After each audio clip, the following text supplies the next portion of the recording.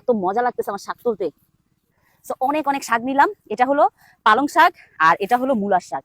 তো এই fresh fresh শাকগুলো আজকে আমি নিজের হাতে রান্না করবো। আর আমার হাতের অবস্থা দেখো, মাটি লেগে কি সুন্দর লাগতেছে না হাতটা। এখানে হলো আমি শাক রান্না করব, যেটা হলো যে কালকে দুপুরে যে শাকটা উঠিয়েছিলাম ওই শাকটাই রান্না করবো এখন। তো দিয়ে দিলাম তেল, তারপর হলো দিয়ে দিব হলো পেঁয়াজ আর রসুনটা দিয়ে দিব, দিয়ে একটু নাড়া দিব, দিয়ে দিব একটু লবণ। লবণটা যে যেটুকু খায় পরিমাণ অনুযায়ী দিলেই হবে। তারপর দিয়ে দিব সকালে বাজার থেকে চিংড়ি মাছ এনেছিলাম, এই ফ্রেশ চিংড়ি মাছটা দিয়ে দিব। ফ্রেশ চিংড়ি মাছটা দিয়ে দিলাম। এরপরে দিয়ে দিব হলো কাঁচা মরিচ গুলা, কাঁচা মরিচ গুলা দিয়ে দিলাম। একটু হলুদের গুঁড়া দিব, এটা একটু ভালো করে নেড়ে নিতে হবে। একটু ভাজা ভাজা করবো এখন। এখন এটা ভাজা ভাজা হয়ে গেছে, এখন দিয়ে দিব একটু হালকা পানি দিয়ে দিব। এই যে এটা একটু 5 মিনিট কষাইতে দিব। এখন দিয়ে দিব শাকগুলা, বাজার থেকেও এনেছিলাম আবার হলো তোমার খেতে থেকে উঠাইছি, তো সব শাকগুলা দিয়ে দিব। সবগুলা শাক দেওয়া ডান। 5 মিনিট হলো এটা ঢাকা রাখবো, 5 মিনিট।